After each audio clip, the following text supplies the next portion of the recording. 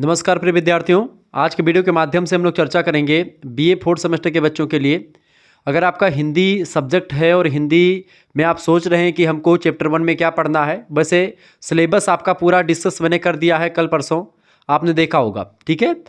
तो आपने वो वीडियो देखी होगी जिसमें हमने आपको बताया कि भाई सिलेबस आपको क्या क्या पढ़ना है, कौन कौन से चैप्टर पढ़ने हैं, 8 इकाइयों के बारे में मैंने आपको समझाया था, ठीक है, उस वीडियो में सिलेबस डिस्कशन वाले पार्ट में।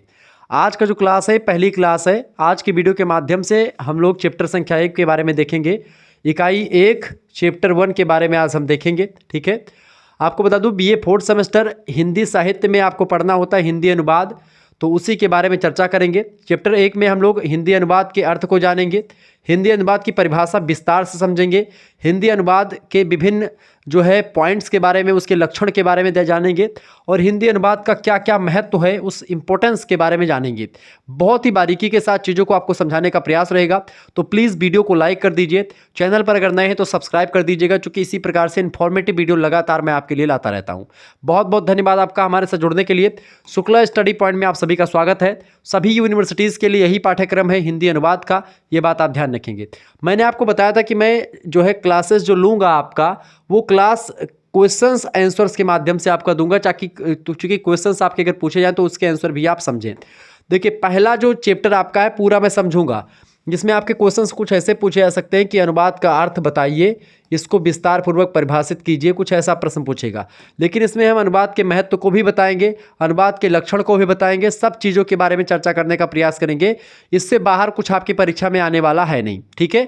बहुत ही बारीकी के साथ बहुत ही इंपॉर्टेंट चीज़ों को आपको समझाते हुए आगे बढ़ेंगे, सारे पॉइंट्स आपके समझ में आएंगे, ठीक है।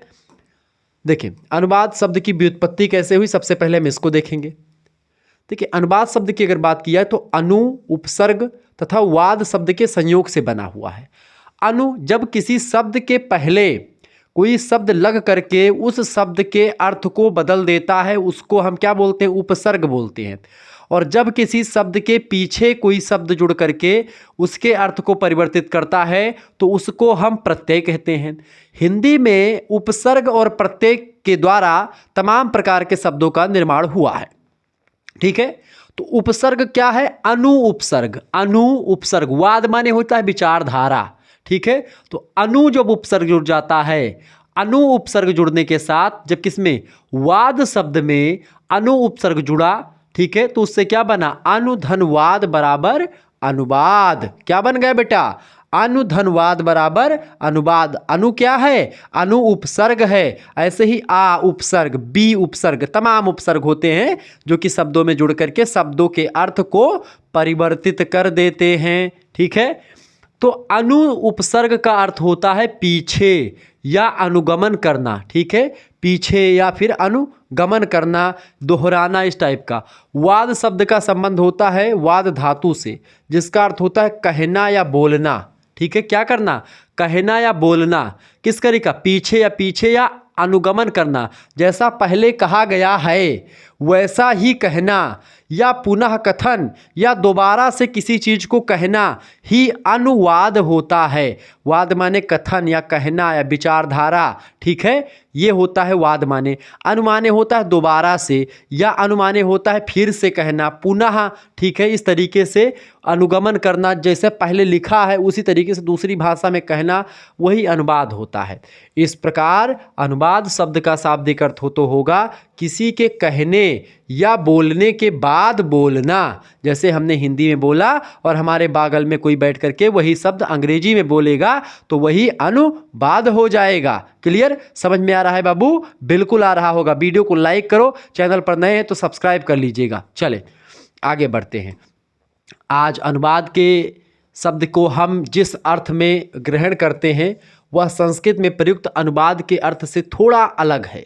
आज अनुवाद शब्द को अंग्रेजी के ट्रांसलेशन शब्द के पर्यायवाची के रूप में ग्रहण किया जाता है, क्योंकि अंग्रेजी में अनुवाद को ट्रांसलेशन कहते हैं। अंग्रेजी का ट्रांसलेशन शब्द भी लैटिन भाषा के 2 शब्दों से बना हुआ है। पहला शब्द है ट्रांस और दूसरा शब्द है लेसन, ठीक है। ट्रांस और लेसन से मिलकर के बना है कौन, संयोग, मतलब कि इसके संयोग से मिलकर के बना है आपका ट्रांस और लेसन के मिलने से क्या बना हुआ है, ट्रांसलेशन से, मतलब ट्रांस और लेसन से मिलकर के क्या बना, ट्रांसलेशन बना, जिसका अर्थ होता है पार ले जाना। ट्रांस माने पार और लेसन माने ले जाना, तो पार ले जाना। वस्तुतः अनुवाद में एक कही गई बात को दूसरी भाषा में ले जाया जाता है, यही ट्रांसलेशन होता है। अतः एक भाषा के पार यानी दूसरी भाषा में ले जाने की प्रक्रिया को ही ट्रांसलेशन शब्द अंग्रेजी में प्रचलित हो गया इसी के लिए। यानी एक प्रक्रिया है जो एक भाषा के भाव और भंगिमाओं को, विचारों को दूसरी भाषा में ले जाता है, वो होता है ट्रांसलेशन। तो अनुवाद संस्कृत का जो शब्द का अर्थ है, सेम वही शब्द आपका अर्थ ट्रांसलेशन का, कोई डिफरेंट नहीं है। अनुवाद वो भी बताता है, अनुवाद ये भी, उसका तात्पर्य वही होता है। इस प्रकार संस्कृत तथा अंग्रेजी के शब्दों की व्युत्पत्ति के आधार पर स्पष्ट है कि कई तमाम प्रकार की चीज़ों की, इसके अर्थ की अगर बात की है तो इसका 3-4 अर्थ निकलेंगे। जैसे पहला, अनुवाद शब्द का अर्थ क्या होता है? एक बार कही गई बात को दोहराना या पुनर्कथन, यानी दोबारा से कहना या उसी बात को फिर से कहना अनुवाद कहा जाएगा। दूसरी पॉइंट हमारे समक्ष ये निकल करके आई, अनुवाद और ट्रांसलेशन शब्दों के व्युत्पत्ति परक अर्थ को समझने के बाद में, ठीक है, दूसरी पॉइंट ये समझ में आई कि यहाँ शब्द तथा शब्द रूपों की बजाय अर्थ के दोहराए जाने की बात की ओर संकेत किया जा रहा है। यानी कि केवल शब्द के ट्रांसलेशन की बात नहीं हो रही, शब्द और अर्थ दोनों परिवर्तित हो रहे हैं यहाँ पर। यानी कि यहाँ शब्द तथा शब्द के रूपों की बजाय अर्थ के दोहराए जाने की बात करी गई है। तीसरा चीज हमारे समक्ष निकल करके आता है अनुवाद के संदर्भ में कि ट्रांसलेशन शब्द से भी लगभग यही अर्थ निकलता है कि अनुवाद वह प्रक्रिया है जिसके अंतर्गत एक भाषा के पाठ में व्यक्त अर्थ को दूसरी भाषा में ले जाया जाता है। ठीक है, कुल मिलाकर के अनुवाद यही होता है। तो अनुवाद और ट्रांसलेशन दोनों का मतलब अगर हम बारीकी के साथ देखें तो ये 3 पहलू हमारे समक्ष निकल करके आते हैं। नोट डाउन कर लीजिएगा या स्क्रीनशॉट ले लीजिएगा। अगर आप ये नहीं चाहते हैं कि स्क्रीनशॉट हम लें तो इसके लिए पूरी व्यवस्था करी गई है। इस प्रकार दोनों दृष्टियों में कोई मौलिक भेद यानी कि कोई जो है बारीकी अंतर नहीं है। एक में अर्थ को दोहराने की बात की गई है तो दूसरी में अर्थ को एक भाषा से उठा करके दूसरी भाषा में ले जाने की बात कही गई है। और दोनों का अगर हम अर्थ अपने व्यवहारिक चीज़ों के हिसाब से, अपने दिमाग के हिसाब से देखें तो दोनों शब्दों का, दोनों प्रकार के अर्थों का मतलब सेम ही होता है। अब बहरहाल मैंने आपको बताया कि भाई अगर आपको क्या करना है, आपको जो है स्क्रीनशॉट लेने से बचना है या आपको पीडीएफ प्राप्त करनी है या चैप्टर वाइज क्लासेस आपको सभी क्लासेस लेनी है, ऐसे तमाम प्रकार की चीज़ें, सभी सब्जेक्ट की तैयारी करनी है, हमारे व्हाट्सएप ग्रुप से जुड़ना है, हमसे पर्सनली आपको जुड़ना है, डाउट सेशन वगैरह लेने हैं, हमसे आप डायरेक्टली बात करके, फ़ोन कॉल्स करके आप हमसे बातचीत कर सकते हैं। तो ऐसे में आप हमसे जुड़ेंगे, डायरेक्टली आप हमसे जुड़ पाएंगे। SMS करेंगे 91 61 93 60 62 पर, इसी पर आपको SMS करना है। ठीक है, आपके लिए यहाँ पर व्यवस्था क्या की गई है, अपना नाम आप भेजेंगे लिख करके, अपने यूनिवर्सिटी का नाम और अपने सब्जेक्ट के नेम लिख करके आप भेज दीजिएगा। ठीक है, आपके लिए व्यवस्था क्या की गई है, आपके पास एक स्कैनर भेजा जाएगा, उसी स्कैनर पर आपको मात्र 100 रुपीज़ फीस पेमेंट कर देनी होगी। केवल 100 रुपये में आपको यहाँ पर 3 सब्जेक्ट की तैयारी हो जाएगी। ठीक है, मेजर की, एक माइनर भी हो जाएगा और को करिकुलर जिसमें आपको फूड, वो क्या पढ़ना है आपको, फिजिकल एजुकेशन एंड योगा, उसकी भी तैयारी आपकी हो जाएगी। यानी कि 5 सब्जेक्ट की तैयारी मात्र और मात्र 100 रुपये में आपकी। MCQs बेस्ड परीक्षा होगी तो उसके लिए भी, और लिखित परीक्षा होगी जिनकी, उनके लिए भी। यानी कि सभी विश्वविद्यालयों में जैसी जैसी परीक्षा होगी उन सभी के अकॉर्डिंग पढ़ाने का प्रयास। इसके अलावा प्रीवियस ईयर क्वेश्चन पेपर यानी कि PYQ के माध्यम से भी चीज़ें पढ़ाई जाएंगी। पिछले वर्ष में कई जो प्रश्न पत्र में कई विश्वविद्यालय में पूछे गए उनके आधार पर मैं मॉडल पेपर बनाता हूं, तो मॉडल पेपर भी आपको मिलेंगे। ठीक है, मैराथन क्लासेस भी आपको मिलेगी यहाँ पर। ठीक है, मैराथन क्लासेस भी मिलेंगी, महासंग्राम वीडियो मिलेगी, आपकी रिवीजन क्लास मिलेगी। ठीक है, कहाँ पर, जब पेपर आपके नज़दीक होंगे तब। इससे पहले आपकी चैप्टर वाइज क्लासेस होंगी, वो सब आपको मिलती रहेंगी। टॉपिक वाइज, जैसे चैप्टर 1 आज हो रहा है, चैप्टर 2 कल होगा, इस तरीके से और भी क्लासेस होती रहेंगी। ठीक है, और उन सभी के PDF भी आपको मिलेंगे। PDF के साथ साथ आपको यहाँ पर क्या मिलेंगे, लाइव क्लासेस भी मिलेंगी। ठीक है, इसके अलावा लाइव क्लासेस के अलावा आपको यहाँ पर चीज़ें, वीडियो लेक्चर्स भी मिल जाएंगे। ठीक है, पुराने मॉडल पेपर्स 2024 वाले भी आपको मुहैया करवा दिए जाएंगे। इस तरीके से तमाम प्रकार की चीज़ें आपको यहाँ पर मिल जाएंगी। तो जिन बच्चों को हमारे साथ जुड़ना है अभी SMS करें 91 61 93 60 62 पर और हमारे ग्रुप से जुड़ जाएँ। काफ़ी बच्चे जुड़ चुके हैं पहले से ही, जो थर्ड सेमेस्टर में जुड़े थे, आप भी जुड़ जाएं। मात्र 100 रुपीज़ चार्ज रखा गया है, तो आपके लिए कोई बहुत बड़ी बात नहीं। अगर आप सीरीज वगैरह लेते हैं या किताब खरीदेंगे तो आप लंबे खर्चे में चले जाएंगे। आप मात्र 100 रुपीज़ खर्च करके आप बहुत ही बेहतर तरीके से तैयारी कर सकते हैं। यूट्यूब पर तो क्लासेस आपकी कुछ मात्रा में होती ही रहेंगी, ठीक है, यूट्यूब पर क्लासेस भी होंगी साथ ही साथ में, लेकिन यूट्यूब पर PDF सुविधा नहीं मिल पाएगी। इस वजह से PDF सुविधा लेने के लिए आप हमारे साथ जुड़ करके PDF सुविधा, और जब आपकी परीक्षा नज़दीक आती है तो परीक्षा के नज़दीक के समय में जो मैं मॉडल पेपर रिवीजन क्लास करवाता हूं, उसमें बहुत ही इंपॉर्टेंट क्वेश्चंस होते हैं, वो छांट करके मैं बनाता हूं, तो वो सब भी आपको मिल जाएंगे, जिसको परीक्षा से 1-2 दिन पहले पढ़ करके आप जाएंगे, परीक्षा में सब वही का वही आएगा। आप लोगों ने अगर थर्ड सेमेस्टर पेपर दिया होगा तो हमारे द्वारा बताए गए मॉडल पेपर से, रिवीजन क्लास से, महाभारतन क्लास से सारे के सारे क्वेश्चन फंसे हुए होंगे, ठीक है, चाहे परीक्षा ऑब्जेक्टिव हुई हो चाहे लिखित हुई हो। चलिए फिर आगे हम बढ़ते हैं, चैप्टर को समझते हुए आगे बढ़ते हैं। तो अनुवाद ये होता है, अनुवाद का अर्थ आप समझते हैं। देखें, अनुवाद का अर्थ, अनुवाद एक प्रक्रिया है, यानी कि एक क्रिया या प्रक्रिया है, जिसके द्वारा हम एक भाषा में व्यक्त विचारों को दूसरी भाषा में व्यक्त करते हैं। जिस भाषा से अनुवाद किया जाता है उस भाषा को स्रोत भाषा, और जिस भाषा में अनुवाद किया जाता है उस भाषा को लक्ष्य भाषा कहते हैं। मैंने शुरुआत में बताया था, यानी कि जैसे हमने लिखा कि राम आम खाता है, इसका अनुवाद करना तो क्या होगा, राम ईट्स मैंगो। तो राम आम खाता, ये हो गई आपकी स्रोत भाषा हिंदी, जिससे हमको अनुवाद करना है। और हमको अनुवाद करना अंग्रेजी में, तो अंग्रेजी हमारी हो जाएगी लक्ष्य भाषा, यानी कि राम ईट्स मैंगो, ठीक है, ये बात आप ध्यान रखेंगे। उदाहरणार्थ जैसे कि उदाहरणार्थ स्रोत भाषा जो होती, बंगला में लिखी रविन्द्रनाथ ठाकुर की कहानी काबुली वाला का अनुवाद लक्ष्य भाषा हिंदी में किया जाता है, ठीक है।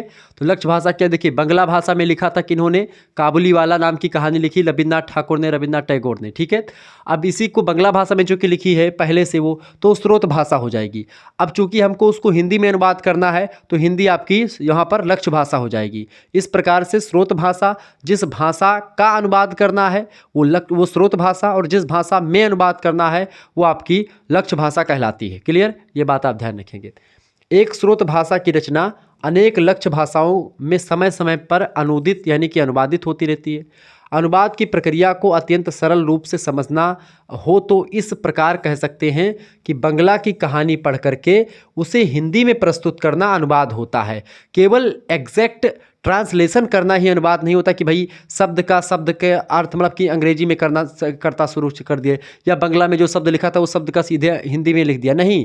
उसका ट्रांसलेशन पहले आप बंगला की कहानी को पढ़ें, उसको समझें, और पढ़ने और समझने के बाद में जो आपके दिमाग में चीज़ें रुके उसके अकॉर्डिंग आप हिंदी में अपनी भाव भंगिमाओं के साथ उस कहानी के मूल सार को ग्रहण करते हुए उसके मूल तत्व को वहाँ पर हिंदी में लिखें, ताकि हिंदी भाषी लोग जो है उसको मतलब कि भाव भंगिमाओं के साथ पढ़ सके। ऐसा नहीं कि केवल बस उसको पढ़ते ही जाएं।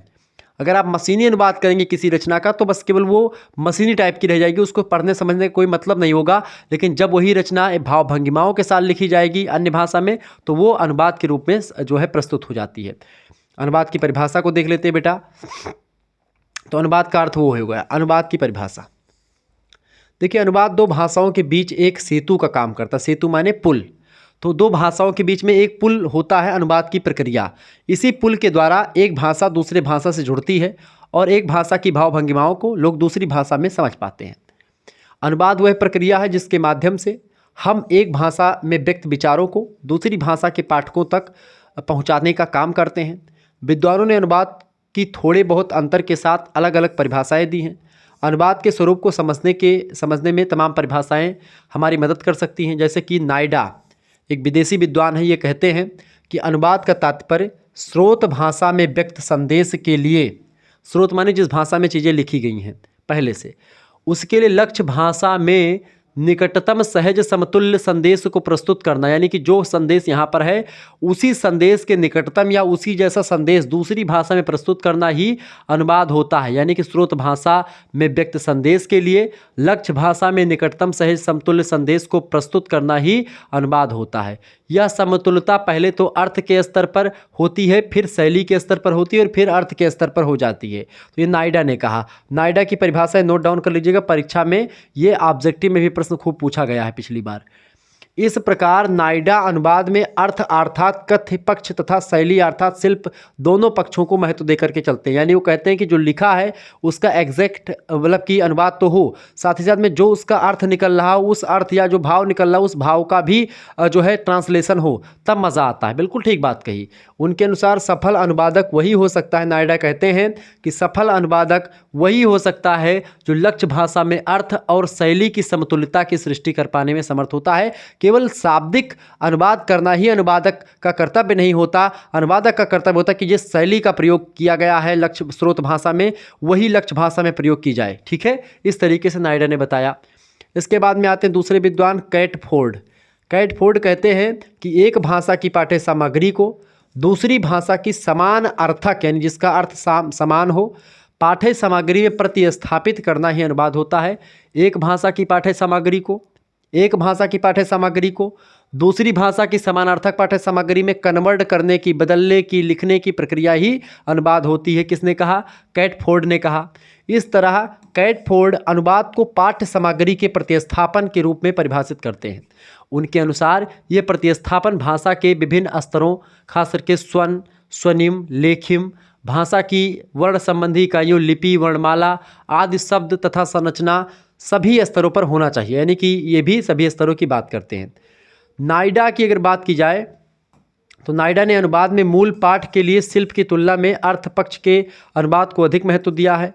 वहाँ कैटफोर्ड अर्थ की तुलना में शिल्प संबंधों तत्वों के अधिक महत्व देते हैं। यानी कि ये कहते कैटफोर्ड जो है ये शिल्प संबंधी जो तत्व होते हैं यानी कि जैसे कि व्याकरणिक संबद्ध तरीके से अनुवाद होना चाहिए, ये कैटफोर्ड फोकस करते हैं। जबकि अर्थ के अकॉर्डिंग नायडा जो है अर्थ पर ज़्यादा फोकस करते हैं कि उसका जो भाव हो, अर्थ हो, वो सही होना चाहिए। ठीक है, संदेश वही होना चाहिए। जबकि कैटफोर्ड जो है शिल्प संबंधी तत्वों को अधिक महत्व देते हैं और दोनों में थोड़ा सा यही डिफरेंट होता है कैटफोर्ड और नायडा में। इसके बाद में अगले विद्वान आते हैं न्यूमार्क महोदय। न्यूमार्क महोदय क्या कहते हैं बेटा? न्यूमार्क महोदय की अगर बात की जाए तो न्यूमार्क महोदय कहते हैं अनुवाद एक ऐसा शिल्प है जिसमें एक भाषा में व्यक्त संदेश के स्थान पर दूसरी भाषा में उसी संदेश को प्रस्तुत करने का प्रयास यानी कोशिश करी जाती है। ठीक है, यानी एक भाषा में व्यक्त संदेश के स्थान पर दूसरी भाषा के उसी संदेश को प्रस्तुत दूसरी भाषा में उसी संदेश को प्रस्तुत करने का प्रयास किया जाता है। एक ऐसा शिल्प होता है अनुवाद। ठीक है, उपरोक्त परिभाषाओं से यह स्पष्ट होता है महोदय कि अनुवाद एक ऐसी प्रक्रिया है जिसके अंतर्गत एक भाषा के पाठ में व्यक्त संदेश को दूसरी भाषा के पाठ के माध्यम से व्यक्त किया जाता है, या इसे इस तरह भी समझ सकते हैं कि अनुवाद एक भाषाई पाठ में व्यक्त संदेश को दूसरी भाषा के पाठ में प्रस्तुत करने की प्रक्रिया का परिणाम होता है। अतः अनुवाद एक प्रक्रिया भी है और उसका परिणाम भी होता है। तो ये होता है अनुवाद। मेरे हिसाब से अनुवाद आपको समझ में आ गया होगा। हेलिडे कहते हैं कि अनुवाद को प्रक्रिया या उसके परिणाम के रूप में ना देख करके उसे दो भाषाई पाठों के बीच में संबंध के रूप में देखते हैं, क्योंकि उनके अनुसार ये पाठ एक जैसी स्थिति में एक जैसा प्रकार जो है ही करते हैं। इस तरीके से वो इसमें समझते हैं। तो दो भाषाई पाठों के बीच संबंध के रूप में देखते हैं। कौन? हेलिडे महोदय। हेलिडे कहते हैं अनुवाद के संदर्भ में कि अनुवाद जो होता है, हेलिडे कहते हैं कि अनुवाद एक संबंध है जो दो या दो से अधिक पाठकों के बीच में होता है और ये पाठ समान स्थिति में समान प्रकार संपादित करते हैं। क्या करते हैं? अनुवाद एक संबंध है जो दो या दो से अधिक पाठकों के बीच में होता है और ये पाठ समान स्थिति में समान प्रकार संपादित करते हैं। बेसिकली वही चीज़, जो बातें स्रोत भाषा में है वही बातें लक्ष्य भाषा में होनी चाहिए। ठीक है, अर्थात हेलिडे के अनुवाद को ऐसे संबंध के रूप में परिभाषित करने का प्रयास किया गया है जो दो भाषाओं के पाठों के मध्य होता है। शर्त यही कि ये दोनों पाठ समान अर्थ को व्यक्त करने वाले होने चाहिए। उपरोक्त परिभाषाओं से स्पष्ट है कि एक भाषा में प्रयुक्त कथ्य को दूसरी भाषा में प्रयुक्त करना ही अनुवाद होता है। अनुवाद की सभी परिभाषाएं वस्तुतः अनुवाद की प्रवृत्ति को स्पष्ट करने का काम करती हैं। निष्कर्ष रूप में अनुवाद के प्रमुख तमाम प्रकार के लक्षण यानी अनुवाद की विशेषताएं हम देख सकते हैं। तो अनुवाद की विशेषताएं या प्रमुख लक्षण भी आप लिख सकते हैं, क्योंकि ये भी आपसे प्रश्न पूछा सकता है। चैप्टर 1 में ही हम आपको उसको समझा दे रहे हैं। ठीक है, तो इस तरीके से आप चीज़ों को जान पा रहे होंगे। आपको ये सारी चीज़ें याद नहीं करनी, बस आपको समझ लेना। जो चीज़ें मैं आपको समझाने का प्रयास कर रहा हूँ समझ लेना है। एक आध जैसे नायडा, कैटफोर्ड, इन सभी की परिभाषाओं को अगर आप याद भी कर लेंगे थोड़ा बहुत किन्होंने किन चीज़ों पर फोकस किया, तो आपके लिए बेटर रहेगा। परीक्षा में प्रश्न पूछे जा सकते हैं और जब भी लिखित टाइप के या ऑब्जेक्टिव कैसे भी प्रश्न आएंगे तो आप इन चीज़ों को याद करेंगे तो आपके लिए फ़ायदा ही रहेगा। तो तमाम परिभाषाओं को पढ़ेंगे तो तमाम विशेषताएं निकलेंगी। तो अनुवाद की विशेषताएं, हेडिंग डालेंगे अनुवाद की विशेषताएं, लिखेंगे बेटा पहली विशेषता या लक्षण, अनुवाद दो भिन्न भाषाओं के बीच होने वाली एक भाषिक प्रक्रिया है। क्या? अनुवाद दो भिन्न भाषाओं के बीच होने वाली एक भाषिक प्रक्रिया है। दूसरी विशेषता, जिस भाषा से अनुवाद किया जाता है उसे स्रोत भाषा तथा उसके पाठ को स्रोत भाषा पाठ या मूल पाठ तथा जिस भाषा में अनुवाद किया जाता है उसे लक्ष्य भाषा या उसके पाठ को लक्ष्य भाषा पाठ कहा जाता है। ये बात भी आप क्लियर हो गई, इसमें कुछ समझाने लायक है ही नहीं। इसके अलावा तीसरी विशेषता अनुवाद की, लक्ष्य भाषा पाठ को ही अनुदित पाठ भी कहा जाता है। क्या? लक्ष्य भाषा जो पाठ होता है उसी को अनुदित पाठ भी कहा जाता है, यानी अनुवाद किया गया पाठ ही अनुदित पाठ होता है या उसी को लक्ष्य भाषा पाठ भी कहते हैं। चौथी विशेषता अनुवाद की लक्षण ये है कि स्रोत भाषा पाठ या मूल पाठ के जिस अर्थ का अनुदित पाठ में अंतरण माने होता है परिवर्तन या प्रतिस्थापन किया जाता है वह अर्थ ही अनुवाद का संदेश कहलाता है। तो अनुवाद का संदेश ये होता है। आगे देखेंगे अगला जो इसका लक्षण है या विशेषताएं हैं अनुवाद की, वो ये है कि स्रोत भाषा पाठ तथा अनुदित पाठ, स्रोत भाषा पाठ जो भाषा पहले से दी है और जो अनुवाद करने के बाद में पाठ निकला या जो कंटेंट आया वो, तो स्रोत भाषा पाठ तथा अनुदित पाठ दोनों के बीच एक संबंध स्थापित हो जाता है और इस संबंध का मुख्य आधार यह संदेश ही होता है। संदेश के द्वारा ही स्रोत भाषा पाठ और अनुदित पाठ के बीच में संबंध स्थापित होता है, अर्थात दोनों ही पाठ उसी संदेश या उसी अर्थ को व्यक्त करने के कारण समानार्थी होते हैं। यानी चाहे आप देखेंगे स्रोत भाषा पाठ या अनुदित पाठ दोनों का अर्थ समान होता है, ठीक है, क्योंकि दोनों एक ही भाव भंगिमाओं को बताते हैं, ठीक है, ये बात आप ध्यान रखेंगे, ठीक है। आगे बढ़ते हैं। अगली जो विशेषता है वो ये है कि अनुवाद मूल भाषा पाठ के जिस अर्थ को लक्ष्य भाषा में अंतरित करता है उसका क्षेत्र व्यापक होता है। यानी अनुवाद मूल भाषा पाठ के जिस अर्थ को लक्ष्य भाषा में अंतरित करता है उसका क्षेत्र व्यापक होता है, बड़ा होता है। वह अर्थ केवल संरचना के अर्थ तक ही सीमित नहीं होता, इसके क्षेत्र में संरचनात्मक जो है संदर्भार्थ तथा सामाजिक सांस्कृतिक संदर्भों से संबंधित सभी अर्थ आ जाते हैं। यानी कि जो आपका अनुवाद जो मूल भाषा पाठ होता है वो थोड़ा छोटा हो सकता है, लेकिन जो अनुवाद के बाद में आएगा वो थोड़ा सा बड़ा हो सकता है, ठीक है, व्यापक हो सकता है। क्लियर। सातवीं विशेषता अनुवाद की ये है कि अनुवादक का मुख्य ध्येय यही है कि वह मूल पाठ के भाव को संप्रेषित करने का पूरा ध्यान रखे ताकि मूल जो भाव है पाठ का या मूल पाठ का जो भाव है वो अनुदित पाठ में आए, ठीक है। तो अनुवाद का ये हो गया। अनुवाद का विस्तार या अनुवाद की जो है महत्व तो इसमें आप समझेंगे। तो अनुवाद का महत्व या अनुवाद का विस्तार यहाँ पर हेडिंग डाल सकते हैं आप और लिखेंगे। देखिए आज सारे विश्व में अनुवाद की आवश्यकता का अनुभव किसी न किसी रूप में आपको अवश्य किया, मतलब कि अनुवाद की जो है ज़रूरत पड़ती है। विभिन्न भाषी समुदायों के बीच संप्रेषण माने होता है संचार माने होता है एक कम्युनिकेशन, जैसे एक व्यक्ति को दूसरे व्यक्ति से कनेक्ट करने के बीच का माध्यम संप्रेषण कहलाता है, ठीक है। जैसे हम आपसे बात कर रहे हैं तो संप्रेषण हो रहा है, संचार हो रहा है, ठीक है। तो इसके लिए ज़रूरी है अनुवाद का होना। तो जब तमाम भाषी समुदाय होता है उसमें संप्रेषण प्रक्रिया संचार प्रक्रिया का महत्वपूर्ण घटक बन करके अनुवाद हमारे सामने आता है। आज संसार के किसी भी देश में कोई नई खोज होती है, कोई नया विचार सामने आता है तो हर व्यक्ति यही चाहता है कि उसकी सूचना जल्दी से जल्दी वह अपनी भाषा के माध्यम से अपने देशवासियों को दे सके। जिस प्रकार प्रत्येक भाषा संरचना अपने में विशिष्ट होती है उसी तरह से उस भाषा का सामाजिक सांस्कृतिक संदर्भ भी विशिष्ट होता है। अनुवाद दो भाषाओं को ही निकट लाने का कार्य नहीं करता बल्कि दो भिन्न संस्कृतियों को भी परस्पर निकट लाता है। यानी दो भाषाओं में जब अंतरण होता है तो उससे क्या होता है, एक दूसरे भाषा की जो संस्कृतियाँ होती हैं वो भी आदान प्रदान होती है और इस तरीके से बहुत कुछ एक दूसरे से लोग सीखते हैं। तो अनुवाद के द्वारा आज जो है संस्कृति का हस्तांतरण की बात हो, चाहे भाषाओं की बात हो, चाहे तमाम प्रकार की जानकारी हो, एक लोग दूसरे लोग पे पाते हैं। जैसे आज अमेरिका के कल्चर को हम समझ पाते हैं, हमारे कल्चर को अमेरिका वाले समझ पाते हैं, ये इसका मेन कारण है अनुवाद। अनुवाद के माध्यम से हम विश्व साहित्य का परिचय प्राप्त कर सकते हैं। विश्व साहित्य में क्या लिखा गया, कैसे लिखा गया, सारी जानकारी हम प्राप्त कर सकते हैं अगर हम चाहें तो, ठीक है। उदाहरण के लिए पंचतंत्र की कहानियों का अनुवाद विश्व की अनेक भाषाओं में किया जा चुका है। इन कहानियों ने आगे चल करके एशिया तथा यूरोप के कथा साहित्य को प्रभावित किया। कालिदास के अभिज्ञान शाकुंतलम इसमें शकुंतला और दुष्यंत की प्रेम कहानी और उनके बारे में वर्णन है। तो नाटक से वहाँ के अनेक नाटककार अपने अपने ढंग से प्रभावित हुए हैं। अलग अलग आप देखते हैं एशिया और यूरोप के साहित्य को कालिदास के नाटकों ने भी प्रभावित किया। अलग अलग भाषा के लोगों ने अभिज्ञान शकुंतलम का अपनी भाषा में अनुवाद किया। रामचरितमानस का अनुवाद अलग अलग भाषाओं में किया गया। तो ये सब इससे क्या होता है, एक देश की संस्कृति दूसरे देश की संस्कृति जो है को लोग ग्रहण करते हैं। भाषा को समझने के साथ साथ संस्कृतियाँ भी स्थानांतरित हो जाती हैं। तो अनुवाद का ये महत्व है आज, ठीक है। इसी प्रकार द्वितीय विश्व युद्ध के आसपास हिंदी के एक प्रसिद्ध रूसी विद्वान वारिन कोस ने रामचरितमानस का अनुवाद रूसी भाषा में करके एक अद्भुत काम किया।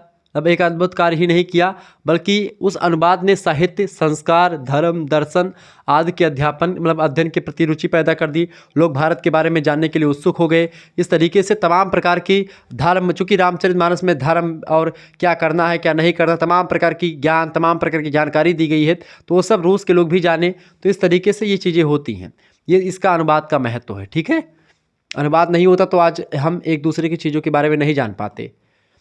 इसके अलावा इस शताब्दी में आकर के तो अनुवाद हमारी अनिवार्यता ही बन गया है। विभिन्न राष्ट्रों के बीच नित्य नए नए तरह के राजनीतिक, आर्थिक, सांस्कृतिक संबंध स्थापित हो रहे हैं। और नित्य यानी कि डेली विभिन्न प्रकार के दस्तावेज यानी कि कागज पत्र, संबंध पत्र दोनों देशों की भाषाओं में तैयार किए जाते हैं। यह सब कार्य अनुवाद के ही माध्यम से सुलभ हो पाता, सरल हो पाता है, अन्यथा बहुत कठिनाई का सामना करना पड़ता लोगों को। UNO यानी कि जो है आपका जो संयुक्त राष्ट्र संघ है, उसमें जो भी वक्तव्य पढ़ा जाता है उसका अनुवाद तुरंत ही विश्व की अनेक भाषाओं में उपलब्ध कराया जाता है, ताकि अलग अलग देश जो है जो कि UNO के सदस्य हैं उनको प्रति दे दी जाए। जो अनुवाद, चूँकि हर एक अलग अलग देश जो होता है अलग अलग भाषा वहाँ की मुख्य भाषा होती है, तो ऐसे में वहाँ की मुख्य भाषाओं में उनको देना पड़ता है, ताकि वो चीज़ें भी UNO के जो मतलब कि UNO चूँकि एक अंतर्राष्ट्रीय संस्था है जो पूरे देशों पर काम करती है, ठीक है।